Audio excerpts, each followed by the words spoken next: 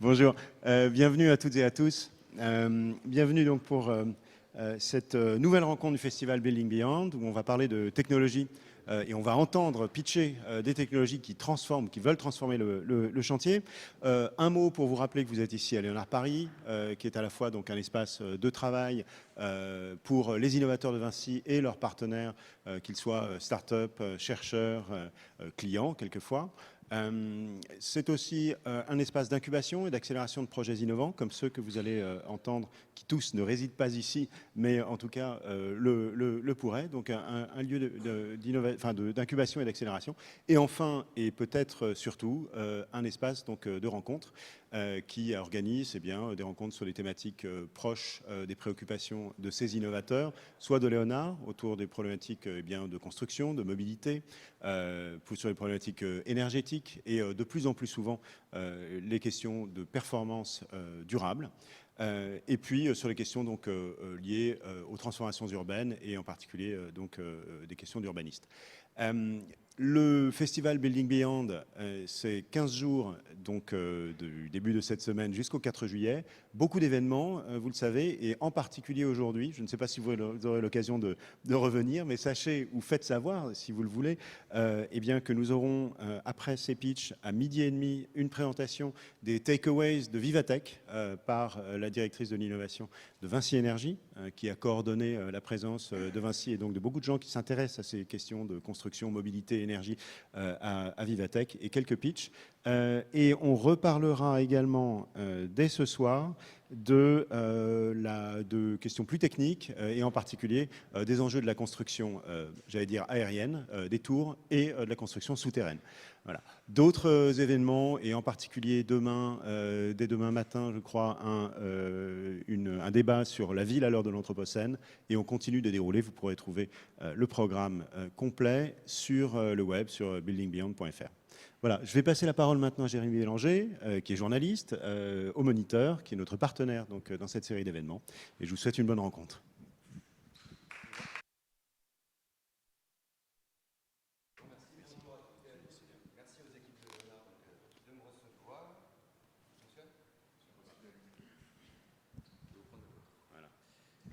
Donc oui, merci aux équipes de Léonard de me recevoir pour cette journée consacrée aux solutions qui transforment les chantiers. Donc pour préciser un petit peu, je suis Jérémy Bélanger, rédacteur en chef adjoint du Moniteur, donc des travaux publics et du bâtiment. Et donc ce matin, on va recevoir 4 startups, 4 jeunes pousses qui sont venus nous présenter leurs applications mobiles, leurs interfaces métiers ou encore des solutions de réalité virtuelle, une série de solutions qui va répondre à des problématiques assez générales et très fondamentales. Par exemple, la gestion des déchets, la réduction des nuisances, l'amélioration des performances sur les chantiers ou encore la meilleure coordination, encore une fois pour plus de performances, des différents acteurs de la construction. Donc, juste pour rappeler les règles du jeu, je pense que vous les connaissez bien, mais on ne sait jamais. Chacune des startups va passer pendant 10 minutes devant vous. Ensuite, vous aurez toute l'opportunité, toutes les latitudes pour lui poser toutes les questions que vous aurez, qui vous viendraient à l'esprit. Et donc, on va attaquer directement avec Damien Bahon, intra-entrepreneur Léonard et créateur du témoin virtuel Realib. Donc cette nouveauté est aujourd'hui intégrée au sein de GTM Bâtiment et elle vise à créer un langage commun entre les différents acteurs de la réhabilitation sociale. À vous. Oui, merci Jérémy. Hop, donc, c'est Damien Bahon. J'ai mené le projet Realib au sein de l'incubateur Léonard. Donc c'est dans le cadre de la première promotion des intrapreneurs. L'idée, c'était de réfléchir sur une thématique assez particulière qui était les petits chantiers. Les petits chantiers, en particulier de rénovation et en particulier de réhabilitation sociale. C'est un de nos gros secteurs d'activité chez Vinci Construction France. Et c'était de dire ces chantiers-là sont à l'écart de tout. Il n'y a pas de BIM, il n'y a pas de 3D, il n'y a parfois pas de plan ou des plans pas à jour. Comment est-ce qu'on transforme digitalement, comment est-ce qu'on accélère la transformation digitale de ces chantiers? Et l'idée, c'était d'utiliser la réalité virtuelle comme vecteur de cette transformation digitale. Donc le projet a été imaginé chez Léonard et sponsorisé par GTM Bâtiment. Aujourd'hui, il est hébergé chez GTM Bâtiment. Et l'objectif, c'est de vraiment proposer une solution clé en main pour ces petits chantiers, encore une fois, qui sont à l'écart de tout, qui sont aujourd'hui menés avec uniquement des plans, souvent faux, papier, qui sont rangés dans des classeurs, dans une armoire, et à la fin, on ne sait pas où va le classeur, ni où va l'armoire. Donc, c'est de réfléchir à tout ça, et au lieu de repartir avec des logiciels métiers qui peuvent être un peu lourds, utiliser la réalité virtuelle, c'est-à-dire plutôt l'éditeur de jeux vidéo comme point de départ. Donc, on a mis au point un process, un workflow pour ce métier-là assez particulier. On se dit, bon, on n'a pas de plan, ou quand on a des plans, ils ne sont pas fiables. Donc, on va faire une première partie de captation de l'objet à rénover. On parle vraiment de la rénovation à l'intérieur des logements. Je vais récupérer ensuite une boîte 3D. Cette boîte 3D, je vais l'habiller avec les prestations qui sont prévues au marché de la rénovation. Un exemple tout simple, un bailleur social qui dit là j'ai cette résidence avec 400 logements, je veux refaire à l'intérieur de ces 400 logements toutes les pièces humides, on va mettre tel carrelage, tel robinet, tel baignoire en remplacement des anciens. Donc c'est de l'amélioration du confort des occupants, c'est de l'amélioration énergétique. Et donc on va habiller avec les prestations choisies au marché cette boîte qu'on aura captée. Ensuite, on va amener un peu d'expérience utilisateur. Je vous expliquerai pourquoi. Parce que très en amont, on a des choix à prendre qui peuvent être faits soit par le bailleur, soit par l'architecte, soit par le locataire lui-même. Et après, on réalise des travaux. Donc, pour la captation, on s'est équipé d'un matériel de scan qui vient se clipser directement sur un iPad, qui permet en quelques minutes de faire l'acquisition d'un espace. Alors là, c'est un exemple sur un chantier réel. Hein, ça, c'est le type d'environnement dans lequel on évolue. Donc, c'est une salle de bain à rénover dans le Val d'Oise dans un programme de réhabilitation sociale. Et donc, ce qu'on récupère en 2 jours, on est capable de récupérer en 2 jours, c'est la boîte 3D de cette salle de bain. On va ensuite l'équiper, donc on récupère, on digitalise ou on récupère en ligne sur des plateformes type BIMobject les prestations qu'on va venir, comme on dit, grab and dropper dans notre boîte 3D. Donc là, on se constitue assez vite. Là, on est à J+3. L'objectif, c'est d'être le plus optimisé, le plus rapide possible. On se constitue notre témoin virtuel de la salle de bain. Donc, c'est-à-dire que là, on a en 3 jours obtenu en fait l'état futur de la salle de bain rénovée. Et après, on va pouvoir commencer à mettre de l'expérience utilisateur. Alors, c'est pourquoi faire. Ça, c'est un exemple réel. Hein. C'est que sur ce projet, l'architecte a dit chaque locataire doit décider une couleur de carrelage mural. Mais attention, s'il prend telle couleur de carrelage mural, il va avoir telle couleur de sol différente. Or, par définition, dans l'habitat social, on n'a pas affaire à des architectes. Par définition. Donc du coup, personne ne comprend rien. Et comme il n'y a pas de plan, du coup, personne ne sait quel choix faire. Là, n'importe qui, pas besoin d'avoir fait les beaux-arts ou une école d'architecte, comprend exactement quels sont les choix qui s'offrent à lui, comment va être ma salle de bain quand elle va être rénovée, quels sont les choix que je peux avoir. Donc ça, c'est vraiment la phase amont. Encore une fois, c'est pertinent parce qu'on est sur des chantiers où on n'a pas de BIM, on n'a pas de 3D, on a, enfin pas de 3D faite par l'architecte. Et après, une fois que cette décision est faite, ce qu'on a travaillé, c'est la connexion avec les outils, les applications mobiles de chantier. Donc, on a une façon de rétroprocesser dans l'IFC. Donc, pour parler en français, ça veut dire que après notre témoin virtuel qu'on a fait sur l'éditeur de jeux vidéo, qui est beau, qui est réaliste, où on voit différents choix possibles, on va revenir en arrière, on enlève les textures et on exporte tout ça dans un format qui est le langage universel du BIM et qui permet derrière d'être récupéré par n'importe quelle application mobile de chantier et d'être utilisé par les opérateurs. Et donc ce qui est intéressant avec cette façon de faire, c'est que donc on avait un chantier qui avait juste des plans 2D majoritairement faux, rien d'autre, qui avait du papier et des crayons. Et là, à la fin, avec ce processus, on lui permet de scanner quelques éléments emblématiques qui sont représentatifs du projet, de récupérer la boîte 3D, de l'habiller avec les prestations, d'apporter les différents choix possibles, puis après, de les exporter pour les opérateurs pour qu'ils puissent réaliser les travaux.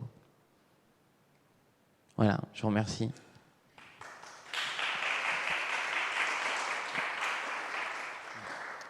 Est-ce que ça a d'ores et déjà inspiré des questions?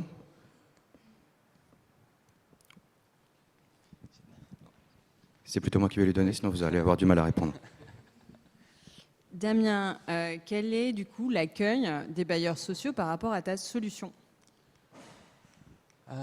En fait, du coup, nous, on leur présente vraiment ce process-là de digitalisation du métier.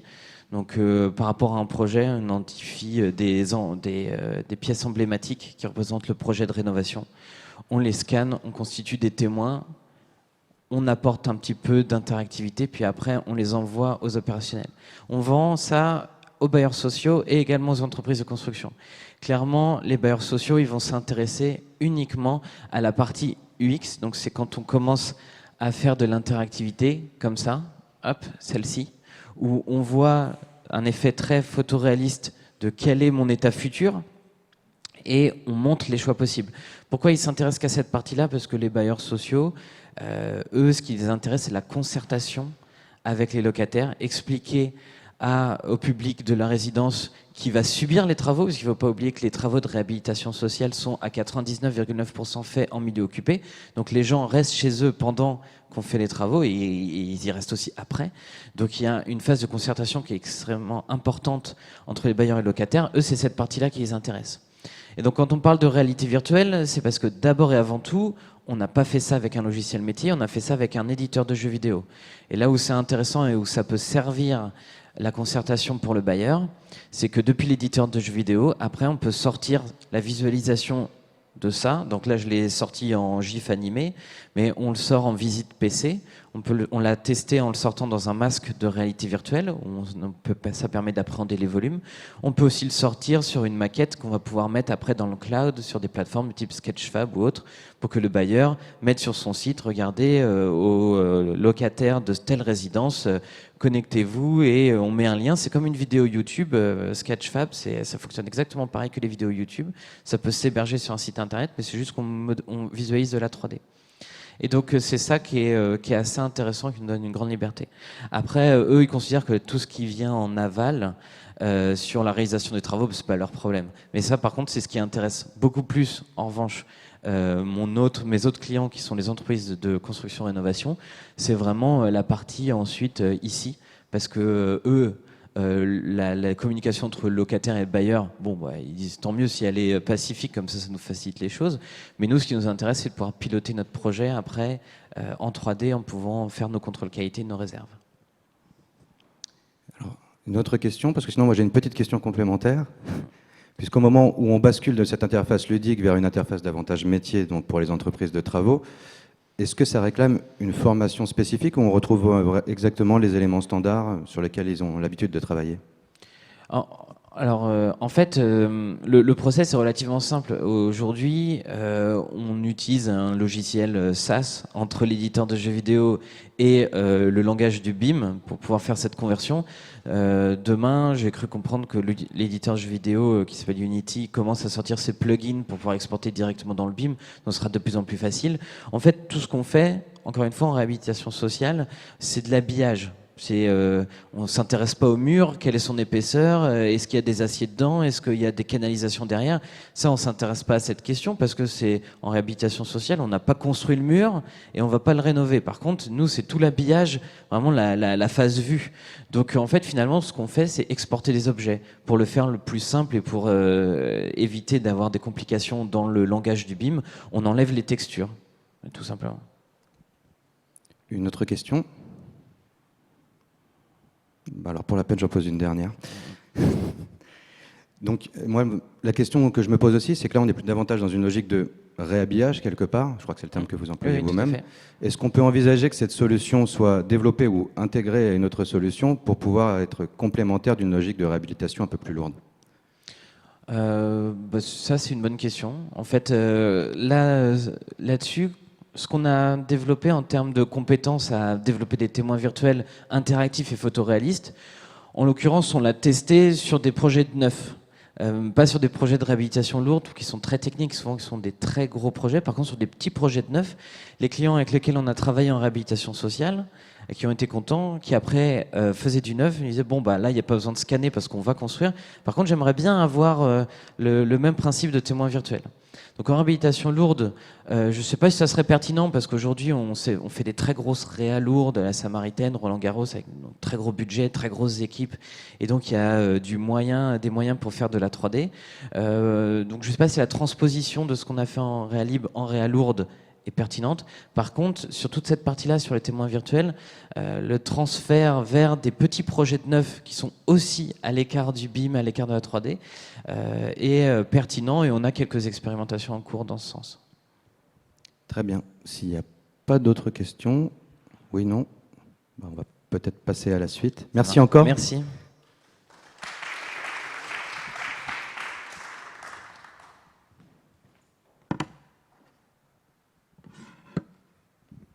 Donc je vous propose maintenant qu'on s'éloigne un petit peu du bâtiment et qu'on parte dans les travaux d'infrastructure et de génie civil avec Vincent Robert qui va nous présenter donc sa solution Gotmi.io, une solution développée au sein des bureaux de Métis Réseau et qui offre une cartographie inédite de l'ensemble des chantiers programmés dans une zone donnée. Je ne me suis pas trompé? Oui, c'est bien ça. Merci Jérémy. Bonjour à tous, Vincent Robert. Donc je viens vous présenter, alors hop, on va avancer un petit peu. Gotmi. Alors, comme le disait Jérémy, Gotmi est issu en fait du bureau d'études Métis qu'on co-dirige avec Gaël, qui est présent, qui est basé à Lyon. Ça me paraissait important de le dire parce qu'en fait notre métier c'est de faire de l'aide à la décision dans l'aménagement du territoire avant tout. Donc c'est un bureau qui a 9 ans, 10 ans d'existence en fait sur Lyon. Et lors de nos marchés, on a pu expérimenter pour nos propres besoins, enfin pour les besoins de nos clients, les accompagner à faire de la coordination dans le cadre de déploiement d'infrastructures, essentiellement de réseaux numériques. Alors pourquoi Gotmi? Tout simplement, je ne sais pas si vous voyez bien la photo, mais là, ici, vous avez une station de vélo qui a été implantée il y a à peu près 1 an, et on voit tout de suite après que tout est démoli, tout est charcuté moins d'1 an après. Et ça, c'est un cas de figure qui arrive assez souvent. Je pense qu'on a tous des exemples dans notre entourage, en tout cas dans notre quartier ou sur notre trajet, où on peut constater en fait que un concessionnaire, un maître d'ouvrage, va venir poser des réseaux techniques. Derrière, la voirie va être faite. Et quelques mois après, voire peut-être même 1 an après, à nouveau, il y a une nouvelle intervention. Et là-dessus, on s'est dit, il y a quelque chose à faire. Et c'est de là qu'est parti Gotmi.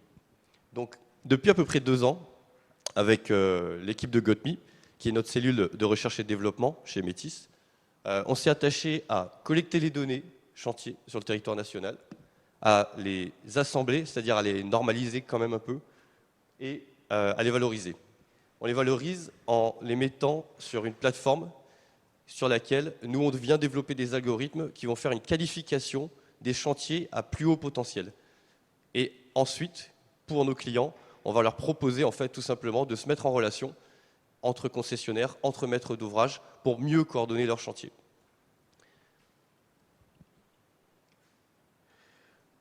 Là, on passe directement à la proposition de valeur, mais ce qui paraît important, dans notre expérience depuis 2 ans, on s'est aperçu que la première étape, c'est quand même d'avoir de la donnée, et de la donnée plutôt homogène.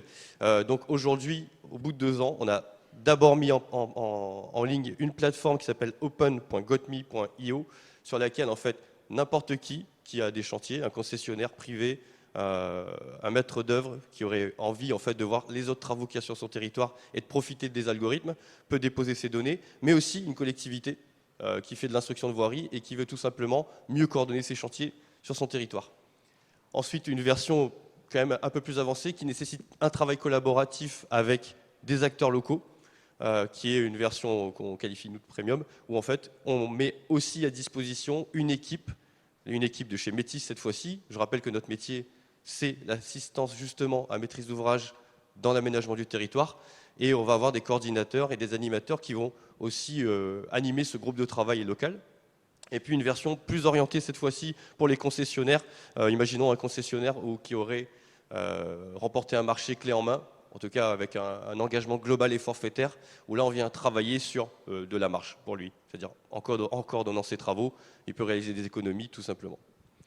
En décembre dernier, on a remporté un concours, une expérimentation avec la ville de Paris, dont Léonard était partenaire. Donc on a pu travailler avec Léonard, la ville de Paris et un ensemble de concessionnaires sur la ville de Paris pour répondre à un challenge qui était réduire les temps de travaux en ville. Je pense qu'une vidéo de 2 minutes sera beaucoup plus explicative que tout ce que je peux en dire, puisque voilà, en 4 mois, on a appris vraiment beaucoup de choses.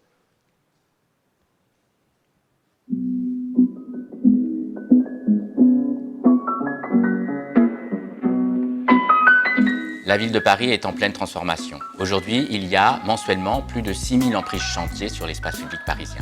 La ville de Paris, en tant que gestionnaire de voirie, se doit de coordonner, orchestrer l'ensemble de tous ces chantiers. C'est énormément d'acteurs, c'est une très grande complexité, car Paris est une ville très dense. La ville de Paris a mis en place une plateforme, Cité, qui permet de coordonner, centraliser et instruire tous ces chantiers. On produit ces données et la ville de Paris est à la recherche de tous nouveaux outils, de toutes nouvelles technologies permettant de faciliter le travail des gestionnaires de voirie afin de réduire l'impact et les nuisances auprès des Parisiens. Ce projet intéresse fortement EVESA. En sa qualité d'opérateur du réseau d'éclairage public et des feux tricolores, EVESA a de nombreux réseaux techniques à gérer, des travaux à mener, ce qui serait beaucoup mieux s'ils étaient coordonnés. Mais il y a également un deuxième aspect, qui est d'avoir un pied dans l'écosystème parisien, la relation entre tous les opérateurs privés et publics. Donc en soi, c'est un projet qui est essentiellement technique et qui peut avoir une dimension même stratégique. GOTMI est né d'une expérimentation du bureau d'études augmentées Métis, spécialisé dans l'assistance à maîtrise d'ouvrage à l'aménagement du territoire. L'objectif de GOTMI est la mise en relation des acteurs du territoire autour de projets communs. C'est d'utiliser les données de cité pour identifier des chantiers à haut potentiel. Pour cela, les algorithmes de GOTMI réalisent des analyses multicritères afin de mettre en évidence les chantiers les plus pertinents. Une fois identifiés, nous proposons une interface de contact où les responsables des chantiers peuvent communiquer et s'organiser. Notre ambition est de révolutionner la coordination des infrastructures de réseau en proposant des solutions d'aide à la conception, mais aussi d'aide à la décision. Pour nous, concessionnaires parisiens, ce challenge et cette appli comportent 2 principaux intérêts. Le premier, augmenter notre efficacité opérationnelle. 1. En réduisant le temps où on occupe l'espace public. 2. En réduisant notre impact au sol dans cet espace public. Deuxième intérêt, et c'est la conséquence du premier, et c'est le plus important, nous allons réduire la nuisance vis-à-vis des riverains. Pourquoi? Parce que nous allons mieux et moins utiliser l'espace public. En tant que concessionnaire, GOTMI, un outil qui apporte une vraie valeur ajoutée complémentaire à l'outil Cité. Cette valeur ajoutée est portée principalement par une mise en relation facile, simple, efficace. Et cette mise en relation entre les différents concessionnaires que nous sommes pour mettre en œuvre un projet commun sur le domaine public est essentielle.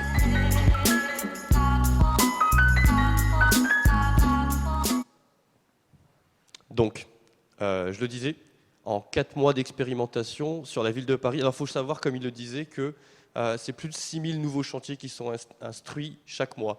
Donc on a présélectionné avec les concessionnaires qui étaient Climespace, Enedis, CPCU, EVESA et la ville de Paris, bien sûr, la direction de la voirie.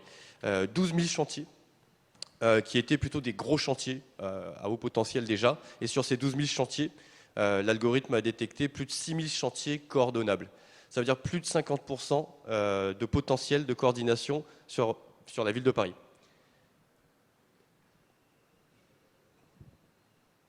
Mais on n'a pas expérimenté ça qu'à Paris. On a aussi expérimenté ça sur d'autres marchés. On était là sur une zone, voilà, une métropole, mais en zone rurale aussi, ça a son intérêt. On sait que la dotation globalement, en fait, des institutions publiques, elle diminue. Quand on a expérimenté la même chose en Drôme-Ardèche avec un syndicat qui avait vraiment, là pour le coup, pas du tout de stratégie de cohérence de la coordination sur son territoire. On a mis autour de la table 28 mètres d'ouvrage différents, 28 mètres d'ouvrage pour collecter 864 chantiers l'année dernière, qui représentaient un linéaire de 1200 km, on va dire, c'est ça, oui. Et sur ces 1200 km, on en a réalisé 54 en coordination. Mais ces 54 ont généré 1,2 million d'euros d'économie pour le syndicat qui nous avait missionné. Donc, voilà un tout petit peu les possibilités qu'on a. nous, notre objectif avec GotMe, c'est penser plus largement nos chantiers à partir de la data et révolutionner vraiment les travaux publics, en tout cas la maîtrise d'œuvre, en se concentrant sur cette mission qui fait partie de la maîtrise d'œuvre, qui est la coordination. À l'échelle nationale, ça représente sur une enveloppe globale de 35 milliards d'euros par an, ça représente, avec un taux de coordination que nous, on a expérimenté sur nos différents chantiers et avec la ville de Paris, 5% de coordination, ça représente une économie supérieure à 1 milliard d'euros à l'échelle nationale. Si on parle temps de travaux, on peut envisager d'éviter 250 000 jours de travaux à l'échelle nationale.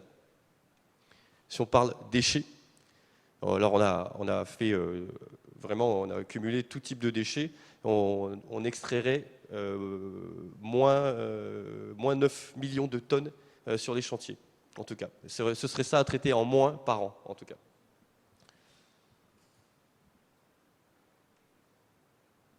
Et c'est fini. Donc, si vous avez des questions. Merci. Donc oui, comme il vient de nous le dire, les questions sont ouvertes. C'était très complet, mais il reste peut-être encore des questions. Oui.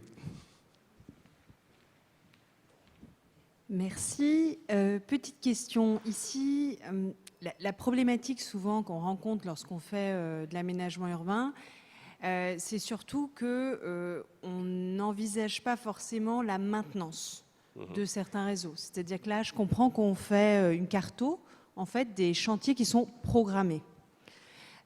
Comment est-ce que vous anticipez l'intégration quelque part de la maintenance prédictive? C'est-à-dire qu'il y a certains chantiers qui devraient se réaliser parce que on sait que ça va être critique sur tel et tel point. Comment est-ce que vous intégrez ça, soit dans votre algorithme, soit dans votre développement? Merci. Alors, c'est une question qui a plutôt attrait à soit à la valorisation du patrimoine existant, soit à la maintenance du patrimoine existant. Je citais tout à l'heure l'exemple avec le syndicat Andromardèche.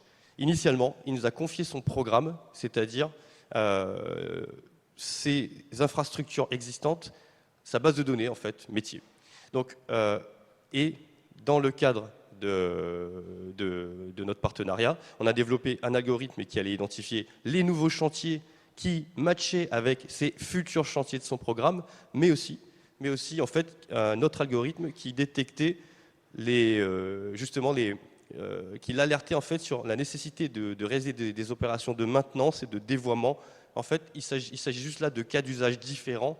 La base est la même. On a de la donnée géolocalisée, on a une analyse spatiale et temporelle, et après l'usage, on en a, depuis l'expérimentation, on en a collecté une vingtaine en tout. C'est-à-dire que la première étape, c'est déjà d'être alerté sur il y a un mouvement sur le territoire, dans l'espace et dans le temps, et qui est à proximité d'une infrastructure existante ou d'une future infrastructure que vous allez créer. Et des cas d'usage, on en a relevé mais énormément, et on a une roadmap qui est ouverte aujourd'hui. Voilà. Une autre question? Je vous en prie. C'est très bien. Justement, vous parlez de votre roadmap. Aujourd'hui, de quoi vous avez besoin justement pour que ça se développe complètement? On sait que toutes les boîtes et celles qu'on va présenter aujourd'hui, elles ont réussi à développer une offre qui est prête. C'est quoi ce dont vous avez besoin pour que vous ayez plus de clients et donc que vous soyez en capacité de développer tout ça? C'est une excellente question, parce que ça fait 2 ans qu'on travaille et que c'est un projet qui est autofinancé par Métis. Métis, c'est une entreprise qui fait 40 personnes, et les deux fondateurs et les deux propriétaires, ils sont dans la pièce. Donc on finance en fonds propres, en fait, on s'autofinance avec notre activité. Donc il y a bien un moment donné, il y a la nécessité pour passer à l'échelle supérieure, il y a une problématique de financement. Dans l'idéal, en fait, là, on a besoin de clients, en fait, déjà, premièrement, qui signent et qui ne font pas que des expérimentations. Donc voilà. Secondo, mais aussi, encore un peu, faire de l'inception, j'ai envie de dire, en proposant, on va proposer une nouvelle version du guichet, aujourd'hui, il n'y a pas un interlocuteur qu'on a croisé aujourd'hui, en France métropolitaine, quel que soit le territoire, qui nous a dit « Bon, les gars, c'est une mauvaise idée. » Par contre, être prêt à signer, c'est autre chose. Et ça se comprend parce que le modèle actuel, la maîtrise d'œuvre, elle est financée au pourcentage du montant des travaux. C'est même le modèle qui n'est pas adapté en fait. Et on vient là disrupter dans un modèle, ça met du temps, on le sait. Et pour démarrer tout ça, on va mettre à disposition une nouvelle version du guichet avec plus de fonctionnalités qui vont permettre, par exemple, l'instruction de voirie pour les collectivités. Et là, dans le cas de Paris, c'était assez simple. Ils avaient une base de données qui faisait de l'instruction de voirie avec des millions d'entités de chantier dessus. Pour nous, c'était facile. On n'a plus qu'à développer un algorithme et mettre en relation des partenaires sur une plateforme en SaaS. Mais ce n'est pas la généralité. Sur les 21 métropoles françaises, il n'y en a que 3 qui se sont penchées sur le sujet. Paris, Lyon, Marseille. Et dans les départements, ça n'existe pas. Bien que ce soit dans tous les textes de loi aujourd'hui, c'est une obligation des conseils départementaux et des métropoles de coordonner les chantiers sur leur territoire. Donc voilà, on a besoin de clients tout simplement déjà, et puis on a encore besoin d'expérimenter en fait, j'ai envie de dire aussi. On a expérimenté en zone rurale, en zone très dense, on a encore besoin d'améliorer notre connaissance, mais voilà en fait.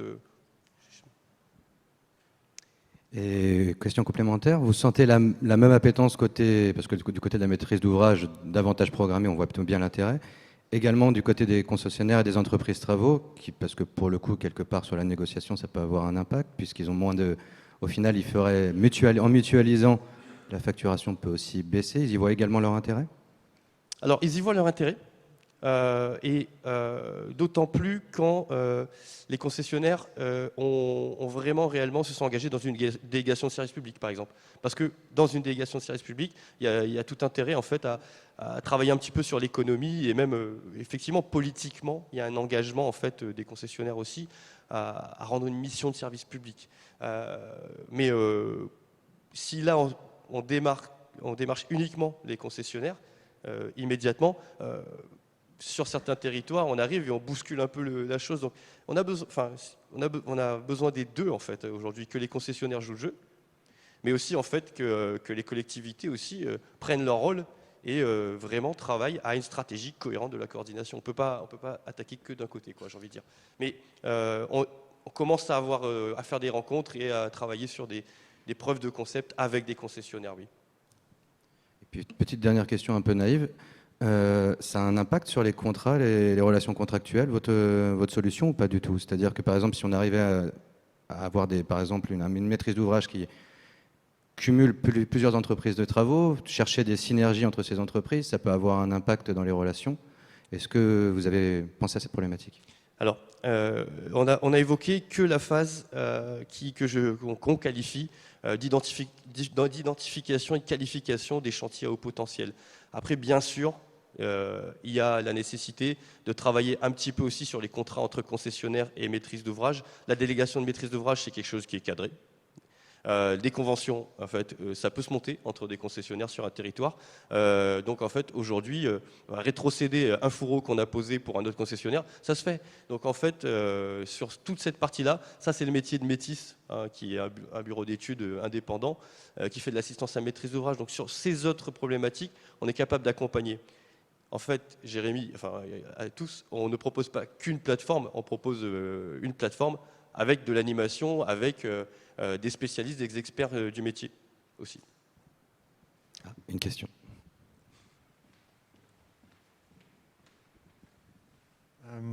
Quel est votre horizon temporel maintenant vers le court terme dans la collecte des données sur les chantiers? Je viens du monde de l'information routière et tout travaux publics est un événement d'information routière. Et la collecte de ces informations est un problème connu, mais pour nous, dans le très court terme. D'où ma question.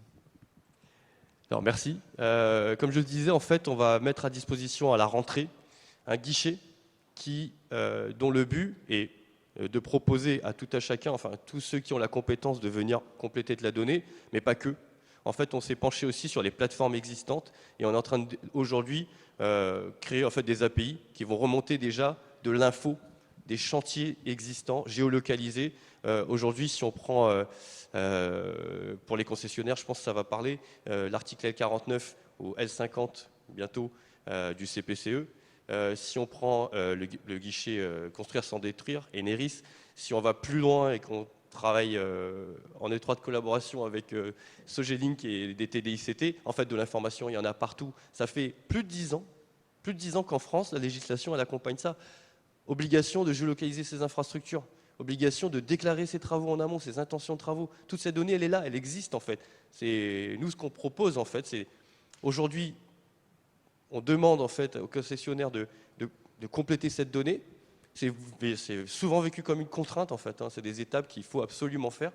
Nous aujourd'hui on demande de nous la confier pour transformer la contrainte en opportunité. Donc voilà, toute cette donnée elle existe aujourd'hui et on espère vraiment que le guichet va permettre tout ça.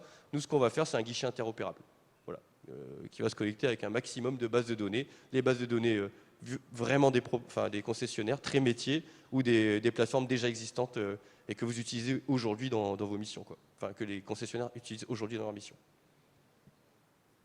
Merci Vincent. Je pense qu'on a plus de questions, on a fait le tour. Donc ouais, merci.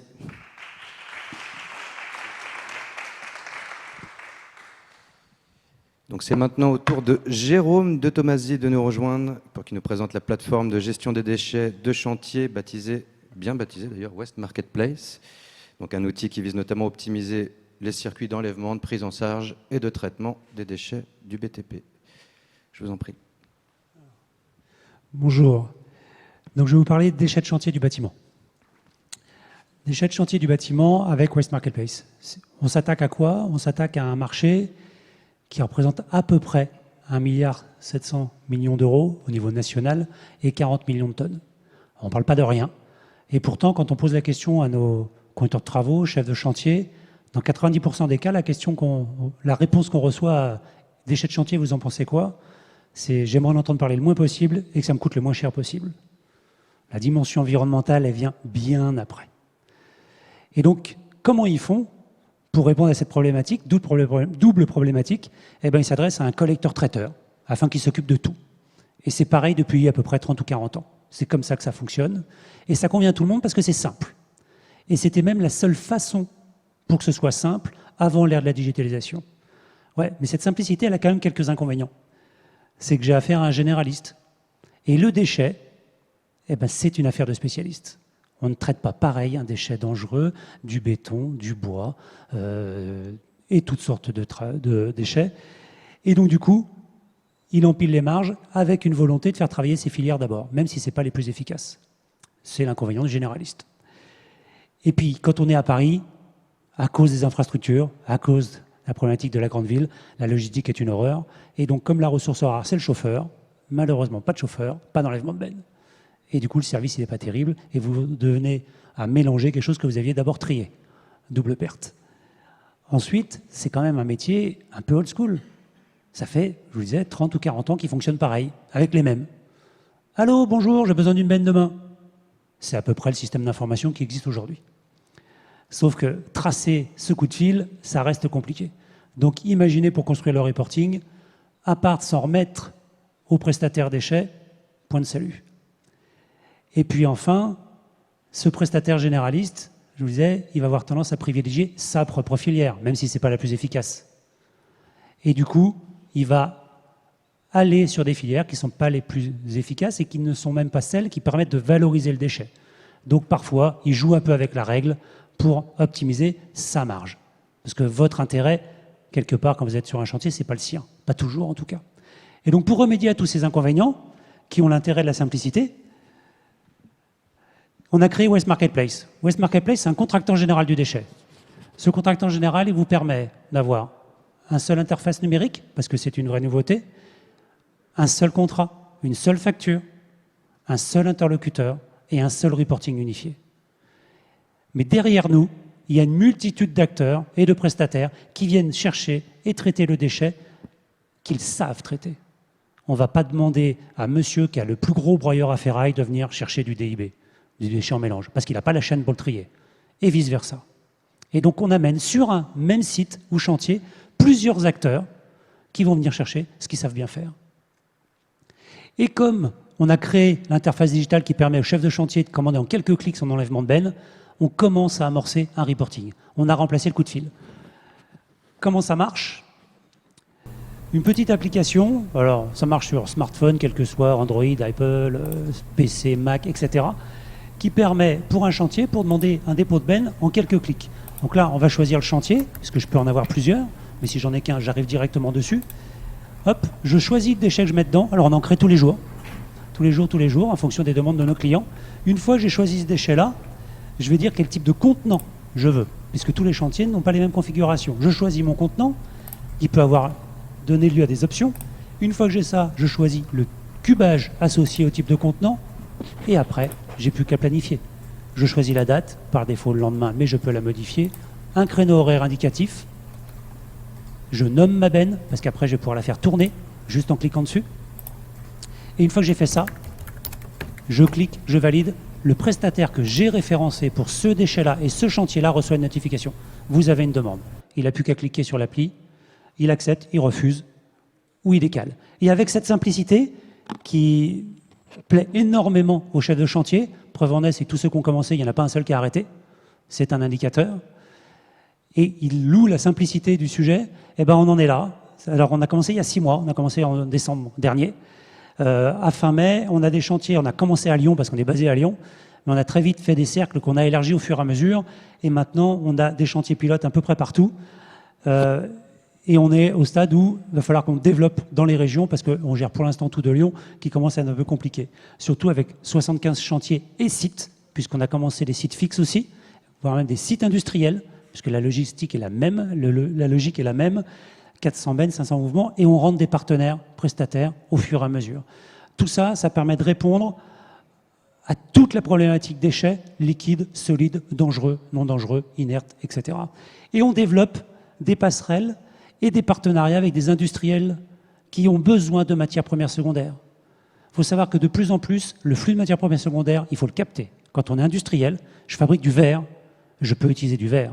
Je fabrique de la laine de verre, je peux utiliser de la laine de verre. Je fabrique du plâtre, je peux utiliser du plâtre. Je fabrique du PVC, je peux utiliser du PVC, etc., etc., etc. Et ces gens-là ont un mal fou à mettre la main sur cette matière première secondaire. Preuve en est, le verre plat, les fenêtres, les pare-brises, etc., c'est 200 000 tonnes par an de verre plat usagé. Combien retourne dans l'industrie verrière? 5 000 tonnes. Ça veut dire qu'il y en a quand même 195 000 qui finissent dans une décharge.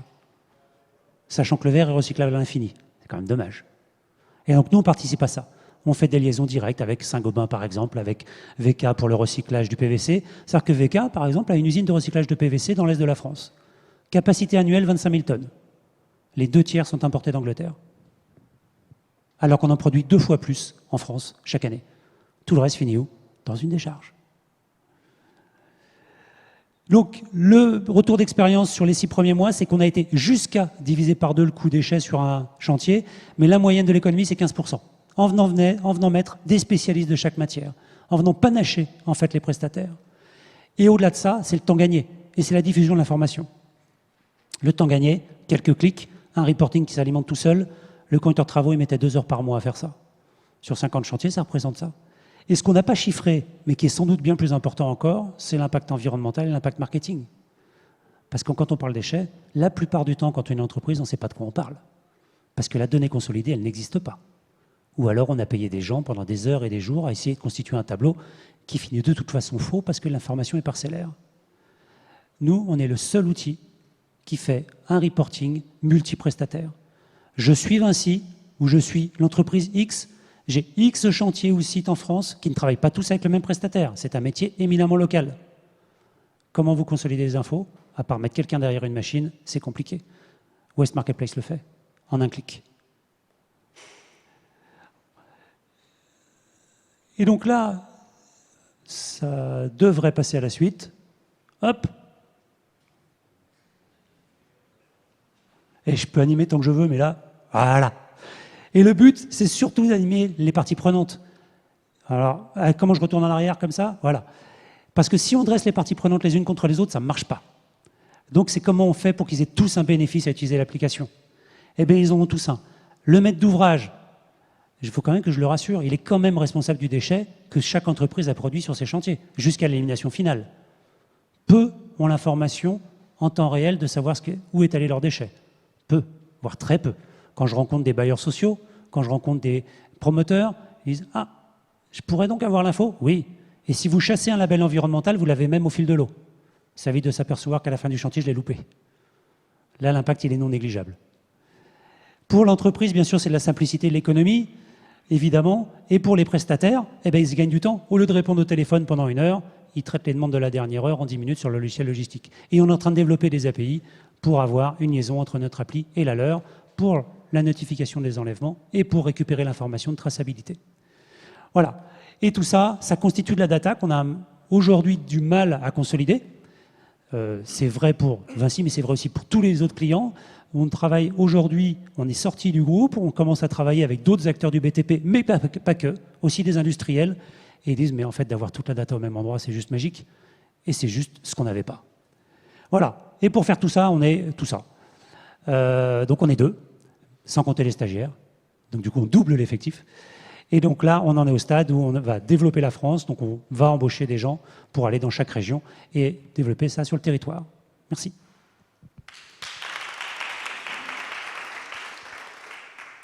Merci Jérôme. Donc c'est le moment des questions-réponses, encore une fois.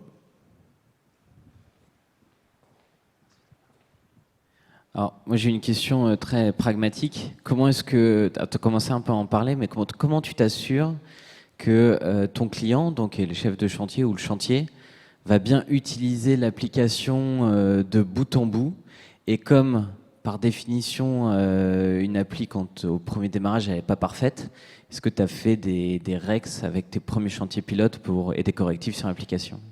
Alors, des correctifs, on passe notre temps à faire ça, et ce ne sont pas les correctifs, ce sont les améliorations, parce qu'on fait beaucoup de co-développement. On le fait avec nos prestataires, avec nos chefs de chantier, mais surtout les chefs de chantier, les verbatims qu'on récupère, c'est « mais ton truc c'est tellement simple que je ne veux même pas revenir en arrière ». On s'occupe d'un sujet dont ils ne voulaient pas s'occuper, malheureusement, pour beaucoup d'entre eux. Et donc la simplicité, il n'y a pas de secret. Le premier interface qu'on a développé, c'était l'interface utilisateur. Comment je commande ma benne? On a dit, on valide ça d'abord. Et il y avait de l'appétence pour le sujet, donc on a fait toute la chaîne ensuite. Au début, ça m'envoyait un mail à moi, et c'était moi qui disais « Allô, bonjour, j'ai besoin d'une benne ». Il fallait être sûr que le chef de chantier faisait les 4 premiers clics. Et là, on améliore, et donc au mois de juillet, la courant juillet, on sort même l'interface pour les déchets liquides, pour les sites industriels, on ajoute les hydrocureurs, les citernes, etc. Autre question?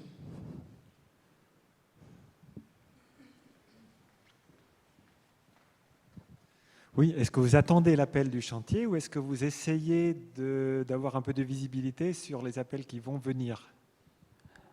Alors, en cours de route, je n'ai pas d'appel, puisque tout passe par l'appli. Oui, enfin, je dis l'appel, excusez-moi, je mets l'appli, je clique sur l'appli au même niveau que l'appel. Est-ce que vous attendez la demande ou est-ce que vous cherchez à avoir une visibilité? Alors, on pourra demain, mais ça, il faut mettre un peu d'IA, et pour l'instant on n'en a pas encore mis, c'est d'avoir des enlèvements prédictifs. Sauf qu'aujourd'hui, on n'a pas encore assez d'infos pour dire la benne qui est à moitié pleine, elle va être pleine dans 2 heures ou elle va être pleine demain. Donc avec de l'IA, avec de la caméra connectée, des choses comme ça, peut-être que demain on pourra le faire. Les capteurs avec les objets connectés aussi. La priorité, c'est de la qualité de service. Aujourd'hui, c'est digitaliser l'opération, amener la data, partager, et demain sans doute ça. Mais je ne sais pas encore qualifier le demain. Encore une question. Alors, petite question de ma part. Est-ce que ça peut être aussi perçu comme un outil de contrôle? J'ai bien compris que l'idée n'était pas de braquer les acteurs les uns entre les autres, ce serait contre-productif. Pour autant, on sait que sur les chantiers, il y a beaucoup de pertes en ligne, ça peut s'égarer, ça peut se volatiliser. Est-ce que justement votre application, ça peut permettre peut-être au chef de chantier d'améliorer dans un processus d'amélioration continue et de mettre en place les bonnes pratiques sur le chantier qui permettent que le cubage soit bien le cubage attendu au moment de l'enlèvement? Alors, ce qui disparaît, c'est pas tout. C'est la ferraille, l'alu. Le reste, ça disparaît jamais. Hein. Voire même, ça se remplit. Parce que les autres profitent de la benne pour vider leur appartement. Par contre, ce qu'on voit, c'est qu'il ne manque pas grand-chose pour que les chantiers trient mieux. On le voit, on a commencé les premiers tests il y a 9 mois, on a commencé à exercer réellement il y a 6 mois. Le premier trimestre d'activité, 60% des bennes partaient en mélange. Le deuxième trimestre d'activité, 50% des bennes partaient en mélange. Le troisième trimestre, 40% des bennes partaient en mélange. Ça veut dire qu'il y a quand même 20 points d'écart entre le premier trimestre et le troisième, sachant que la benne en mélange, c'est la plus chère. Ça veut dire déjà que le chantier trie mieux, mais parce qu'il a fallu l'inciter aussi à ça, en lui disant « mais tu sais que ça c'est possible ». Et là on l'aide, et donc du coup on trace mieux, on trie mieux, donc on améliore les pratiques au global, et on diminue l'impact environnemental du chantier, et on diminue le coût de traitement des déchets. Et est-ce que vous avez d'autres accompagnements pour agrandir cette équipe déjà bien complète, mais de 2 personnes pour l'instant, plus les stagiaires, comme vous disiez, du fait qu'on est quand même sur des objectifs de 70% des déchets du BTP qui, à l'horizon 2020, donc après-demain, doivent être traités. Est-ce que ça engage à avoir davantage d'accompagnement et de trouver des partenaires pour accélérer votre développement? Alors pour accélérer le développement, on le sait, mais ça a déjà été dit, il faut du financement. Donc là, aujourd'hui, c'est Vinci Construction qui finance le développement pour aller mettre des gens en région et financer le développement de l'appli pour amener des fonctionnalités toujours plus et toujours plus vite. Mais c'est ouvert aussi à l'extérieur pour demain d'autres investisseurs éventuellement. Très bien.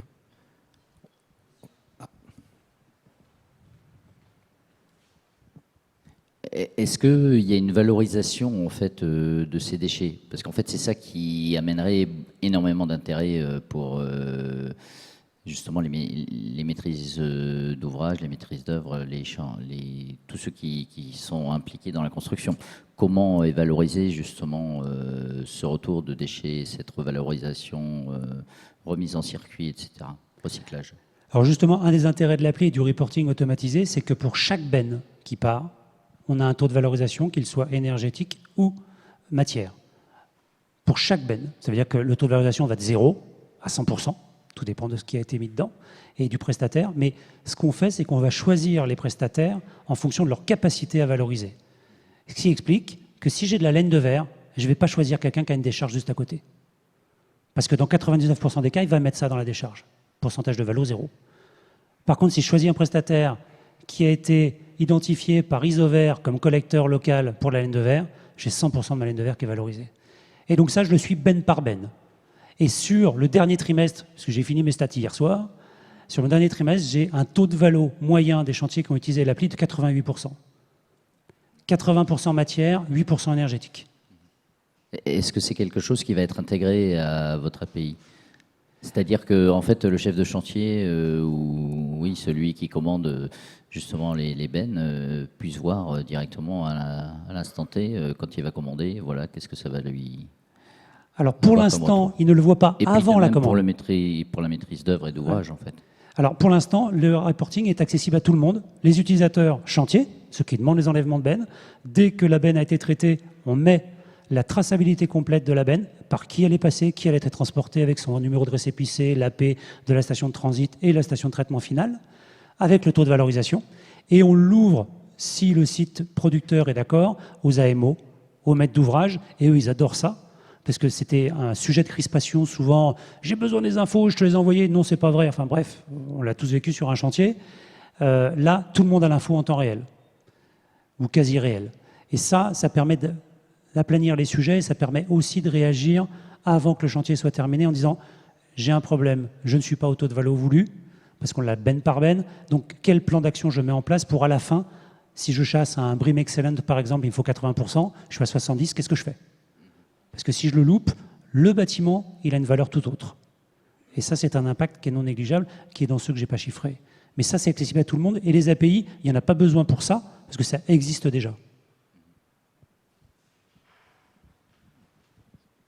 Et dans l'impact environnemental, vous comptabilisez le fait que parfois la zone de traitement peut être plus distante du fait qu'on va aller chercher un spécialiste, ou c'est pas pris en compte dans le calcul? Alors ça, il faut imaginer l'impact gaz à effet de serre, l'impact CO2, et ça fait partie des prochains calculs qu'on va intégrer. Pour l'instant, il n'est pas encore, parce qu'il y a un petit peu d'ingénierie derrière quand même. Il va falloir réfléchir un tout petit peu pour intégrer tout ça. Mais ça fait partie des projets, oui, en effet. Merci.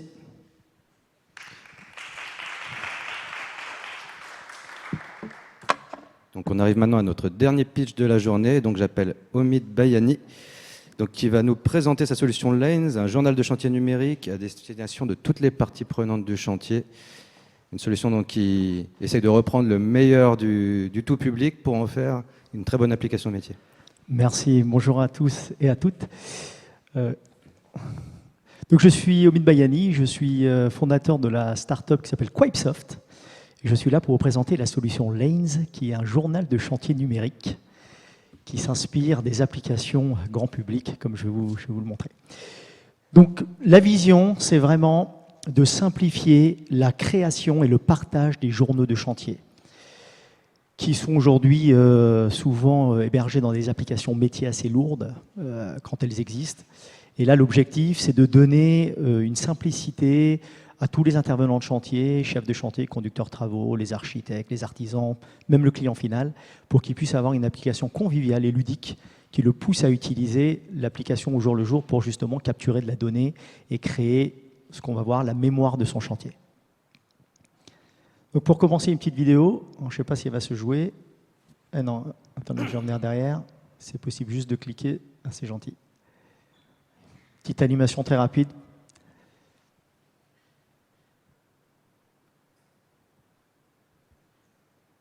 Numérisez l'activité de votre entreprise de construction et travaux et offrez une expérience simple et connectée à vos employés et clients avec l'application Lanes pour la construction et les travaux. Avec l'application Lanes, les conducteurs et chefs de chantier et les artisans peuvent créer des journaux de chantier pour garder la trace d'un travail effectué. Recueillez l'information sous forme d'images, de vidéos, de documents, de mesures et plus encore dans le creux de vos mains. Vous pouvez marquer chaque information avec la couleur, la météo, l'importance et les mots-clés de votre choix. Partagez vos journaux de chantier depuis l'application Lanes avec les différents acteurs, tels que les chefs de chantier, les conducteurs de travaux ou encore les dispatchers, afin qu'ils soient au courant de l'avancement du travail et des tâches terminées. Tenez vos clients au courant en leur faisant part de l'avancement des travaux. Pour chaque équipe, vous pouvez créer une liste de tâches et ajouter des rappels, afin que vous puissiez faire les choses facilement. L'application Lanes vous aidera à retrouver l'information précise sur n'importe quel problème qui s'est produit sur un chantier lorsque c'est nécessaire. Vous n'aurez plus besoin de rechercher dans une multitude de données ou fichiers pour retrouver rapidement votre information. Vous pouvez exporter les données sous forme d'un fichier Excel ou de documents PDF, mais également personnaliser l'application et modifier le thème en fonction de votre goût. Tous les échanges entre les serveurs Lanes et vos appareils sont cryptés. Les données vous appartiennent entièrement. Lanes pour la construction peut facilement être l'application mobile officielle de vos entreprises de construction et travaux. Visitez construction.lanesapp.com pour en savoir plus. Donc moi, je suis issu d'une famille d'entrepreneurs dans le bâtiment et j'ai eu souvent l'occasion d'intervenir sur des chantiers. Ma deuxième passion après l'informatique étant l'immobilier. Et j'ai vu comment les chefs de chantier, les conducteurs de travaux, tous les intervenants, travailler sur les chantiers et cette appétence qu'ils avaient de prendre, avec l'avènement de tout ce qui est mobilité, des photos, des petites vidéos et autres. Et souvent, il y avait des messages qui transitaient sur des chantiers, des messages souvent vocaux, mais qui n'étaient pas écrits. Et quand, quelques semaines après, quelques mois après, on avait besoin de retrouver une information précise, utile à un moment donné, en général, je pense que vous l'avez tous expérimenté, que ce soit dans votre vie professionnelle ou privée, vous retournez dans votre galerie photo, vous essayez de retrouver une photo et pendant 10 minutes, vous allez monter comme ça et puis en général, on ne trouve pas facilement la photo. Donc là, l'objectif, c'est de répondre justement à ces fameux constats. Donc les photos, la recherche, le stockage également, parce que quand on est plusieurs intervenants sur un chantier, chacun va prendre ses photos, ses vidéos, on les stocke et en général, si le téléphone est perdu ou cassé, la sauvegarde, on n'y a pas pensé malheureusement. Et c'est quand on en a besoin qu'elle n'est jamais existante. Et souvent aussi, en tant qu'intervenant, on a besoin de prendre une photo et de l'envoyer à un collègue. Et pareil, perte d'information parce que ça va d'un point à un autre et puis après, on ne sait plus ce qui se passe de la photo. On n'a pas vraiment d'archives naturelles. Donc c'est pour cela qu'on a créé l'application Lanes, qui est le journal de chantier numérique, donc vous voyez quelques écrans. Donc l'application est vraiment, on en parle maintenant un peu comme l'Instagram du chantier, donc c'est vraiment, ça vient un peu des concepts au niveau ergonomique du monde des applications grand public. C'est pour ça que les chefs de chantier et les différents intervenants qui utilisent l'application apprécient beaucoup, parce que c'est simple et convivial. Ça, c'est très important. Ce n'est pas une application métier comme celles qu'ils doivent utiliser le soir en rentrant chez eux pour dire, voilà, j'ai ramené tant de matériel sur mon chantier, il y a telle personne qui a travaillé tant d'heures. C'est des applis métiers, on en a besoin, c'est de la traçabilité, oui. Une application comme ça, ça permet de les pousser à capturer de la donnée, à créer l'archive, la mémoire de leur chantier pour pouvoir justement améliorer également la qualité de leur chantier. Parce que tout ça, ça permet demain, quand on a besoin de faire un rendu, un compte rendu, de retrouver vraiment tout ce qui s'est passé et même ce qui s'est dit, parce qu'on peut enregistrer, vous voyez, il y a des petits, dans la deuxième photo, on appelle les petites vignettes, c'est ce qu'on appelle des LED. Alors pourquoi LED? Parce que chaque information qu'on poste dans Lanes, alors Lanes, ça veut dire chemin ou voie en anglais, c'est comme des lignes, hein, parce que tout est temporel, toute l'information qu'on saisit sur chaque ligne, donc sur chaque chantier par exemple, est géolocalisée, est horodatée. On peut agrémenter chaque photo, vidéo ou chaque information avec une couleur, des mots-clés bien évidemment, la météo, une notation.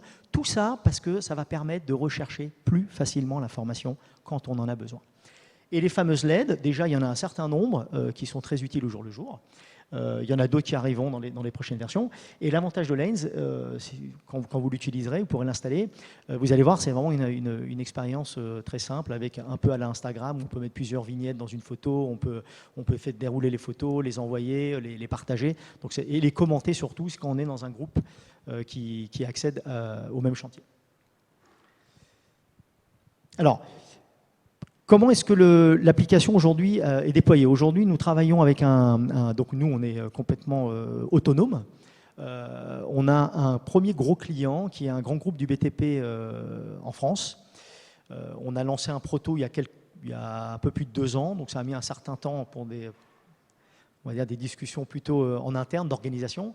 Mais on a tout de suite commencé, donc avec l'équipe innovation bien sûr, mais tout de suite nous sommes allés voir des chefs de chantier et conducteurs de travaux sur le terrain qui ont testé l'application.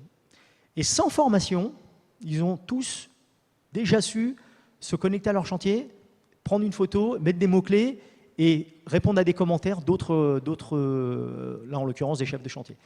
Donc c'est les premiers retours qu'on a eus, c'est l'application est super conviviale, elle est simple et il n'y a pas vraiment besoin de formation. Alors après, quand on veut aller un peu dans le détail pour faire 2-3 petites fonctionnalités un peu sophistiquées, il faut un minimum de formation. Quand je dis un minimum, c'est 2 heures. Mais sinon, la prise en main est immédiate. Et une fois qu'on avait déployé auprès d'une 50aine d'utilisateurs, le besoin est remonté en disant c'est vrai que c'est une application qui nous sert au jour le jour. Parce que ça nous permet de construire un peu toute l'archive de notre chantier. Et on en a souvent besoin pour répondre à des problématiques de qualité. De plus en plus, on doit fournir des pièces justificatives. Et on est bien content de retrouver des photos qu'on a fait il y a 6 mois, juste en mettant un mot-clé, tac, on retrouve, on le met dans notre pièce justificative et on l'envoie. Donc ça, c'est vraiment, vraiment important. Donc moi, je vous invite à vous connecter donc, sur construction.lanezap.com. Vous pouvez télécharger l'application. Pour des grands groupes type notre client aujourd'hui ou d'autres groupes à venir, on sait personnaliser l'application avec un écran de démarrage, avec le logo par exemple de la société. Et on sait bien évidemment, donc nous sommes les seuls à faire ça, héberger la solution dans l'infrastructure du client. Donc dans l'infrastructure cloud du client, parce qu'évidemment tout est dans le cloud. Bien évidemment, toutes les données sont sécurisées, sont entre le téléphone et l'application web et les serveurs qui sont dans le cloud. Tout est crypté, bien évidemment. Et on garantit évidemment donc, la sauvegarde et la persistance des données. Et vous pouvez le retrouver 24 heures sur 24 au creux de votre poche dans votre téléphone. Donc n'hésitez pas à vous connecter, à télécharger l'application et à commencer à créer, vous soyez que ce soit professionnel ou même privé, la mémoire de vos chantiers. Merci beaucoup.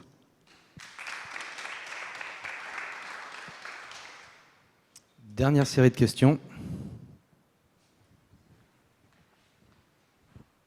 Une question sur votre écosystème. Il y a de plus en plus de solutions en B2B qui commencent à être utilisées dans les équipes. Je pense à Yammer, à Microsoft Teams, à Workplace de Facebook.